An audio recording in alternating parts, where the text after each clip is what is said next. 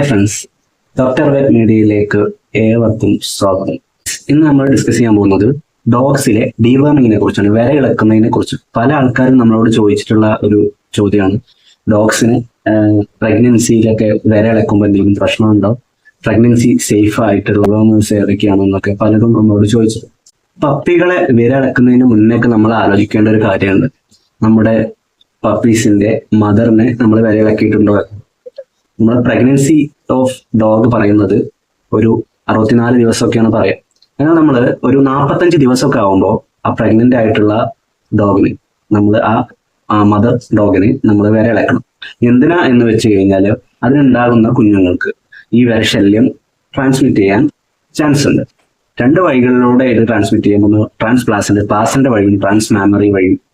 ഈ 2 റൂട്ടിലൂടെ വിരകൾ കുഞ്ഞിലേക്ക് പപ്പീസിലേക്ക് പോകാൻ കാരണമാകുന്നുണ്ട്. അതുകൊണ്ടാണ് ഈ തള്ളയെ, നമ്മുടെ ഡോഗിന്റെ മദറിനെ നമ്മൾ 45 ദിവസം ആകുമ്പോൾ വിരയിളക്കണം എന്ന് നമ്മൾ പറയാനുള്ള പ്രധാന കാരണം. അതിനുശേഷമാണ് നമുക്ക് പപ്പീസിന്റെ ഡിവേർമിങ്ങിലേക്ക് വരേണ്ടത്. പപ്പീസിന്റെ ഡിവേർമിങ്ങിനെ കുറിച്ച് പറയുകയാണെങ്കിൽ, നമ്മുടെ പപ്പീസിന് 3 മാസം വരെ നമുക്ക് ഓരോ 2 ആഴ്ച ഇടവിട്ടിട്ട് നമുക്ക് വിരയിളക്കാവുന്നതാണ്. ഇനി 3 മാസം മുതൽ 6 മാസം വരെ ഓരോ മാസം ഇടവിട്ടിട്ട് നമുക്ക് വിരയിളക്കേണ്ടതുണ്ട്. പിന്നീട് 6 മാസം മുതൽ 1 ഇയർ വരെ നമ്മൾ ഓരോ 3 മാസത്തിൽ വിരയിളക്കിയാൽ മതി. അതിനുശേഷം നമ്മൾ എന്തെങ്കിലും ഇവർക്ക് വിരയുടെ എന്തെങ്കിലും പ്രശ്നങ്ങൾ നമ്മൾ കാണുകയാണെങ്കിൽ, ഉദാഹരണത്തിന് പുല്ല് തിന്നുന്നു, അതുപോലെ തന്നെ വേറെ എന്തെങ്കിലും കല്ല് തിന്നുന്നു എന്നൊക്കെ പറഞ്ഞിട്ടാണ് നമ്മുടെ അടുത്ത് ഓണേഴ്സ് വരിക. അത്തരത്തിലുള്ള വിരയുടെ ശല്യങ്ങൾ എന്തെങ്കിലും കാണുകയാണെങ്കിൽ നമ്മൾ ഒരു ഫീക്കൽ സാമ്പിൾ, ഏതെങ്കിലും ലബോറട്ടറിയിൽ ഫീക്കൽ സാമ്പിൾ നമ്മൾ ടെസ്റ്റിന് വിട്ടിട്ട് വിര ഉണ്ടോ എന്ന് ചെക്ക് ചെയ്തതിനു ശേഷം നമ്മളിങ്ങനെ ഓരോ 3 മാസത്തിലും, 1 ഇയറിന് ശേഷം ഓരോ 3 മാസത്തിലും ഇങ്ങനെ ചെക്ക് ചെയ്യുന്നത് നല്ലതാണ്. ഇങ്ങനെ ചെക്ക് ചെയ്തിട്ട് നമ്മൾ അനുയോജ്യമായ വിരമരുന്ന് ഒരു വെറ്റിനറി ഡോക്ടറുടെ നിർദ്ദേശപ്രകാരം കൊടുക്കുന്നത് ഉചിതമായി. വിരമരുന്ന് കൊടുക്കാത്തതുകൊണ്ടുള്ള പ്രശ്നങ്ങൾ നമുക്ക് സിംറ്റംസിൽ നിന്ന് എങ്ങനെ ഐഡന്റിഫൈ ചെയ്യാന്ന് വെച്ചാൽ, ആനിമൽ ഫുഡൊക്കെ നന്നായിട്ട് കഴിക്കുന്നു, പക്ഷേ ആനിമൽ വേണ്ടത്ര വെയിറ്റ് ഗെയിൻ ചെയ്യുന്നില്ല.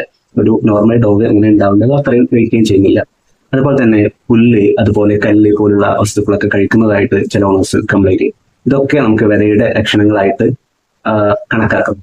ഈ പുല്ല്, അതുപോലെ തന്നെ മറ്റു കല്ല് പോലുള്ള വസ്തുക്കൾ കഴിക്കാൻ പറയുമ്പോൾ നമ്മൾ അതിലൊരു കാരണമായിട്ടാണ് നമ്മൾ വിരശല്യം കണക്കാക്കുക. മറ്റു മിനറൽസിന്റെ ഇംബാലൻസ് മൂലവും ഇതുപോലെ ഉണ്ടാവാറുണ്ട്. അപ്പോൾ നമ്മൾ ഓണേഴ്സിനോട് ആദ്യം ചോദിക്കുന്നത് ഇവർക്ക് വിര ഇളക്കിയിട്ടുണ്ടോ എന്നതാണ്. വിര ഇളക്കിയിട്ടുണ്ടെങ്കിലാണ് നമ്മൾ ഇംബാലൻസ് കറക്റ്റ് ചെയ്യാനുള്ള മെഡിക്കേഷനിലോട്ട് പോകുന്നത്.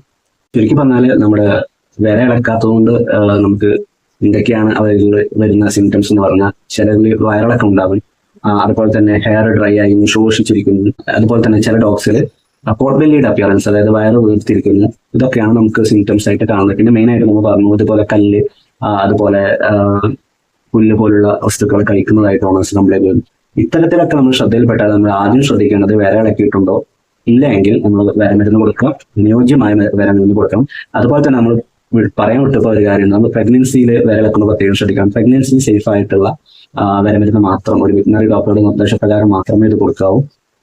ചില വിരമരുന്നുകൾ, പ്രഗ്നൻസിയിൽ സേഫ് അല്ലാത്ത ചില വിരമരുന്നുകൾ നമ്മുടെ കുട്ടി അബോർഷൻ ആവാൻ കാരണമാകും. അതുകൊണ്ട് അത്തരത്തിലുള്ള പ്രഗ്നൻസി സേഫ് ആയിട്ടുള്ള മരുന്നുകൾ ഒരു വെറ്റിനറി ഡോക്ടറുടെ നിർദ്ദേശപ്രകാരം മാത്രം നമ്മൾ ഡോഗ്സിന് കൊടുക്കേണ്ടതാണ്.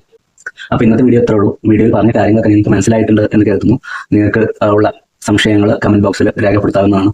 അപ്പോൾ മറ്റൊരു ദിവസം മറ്റൊരു നല്ല ടോപ്പിക്കുമായിട്ട് നമുക്ക് കാണാം.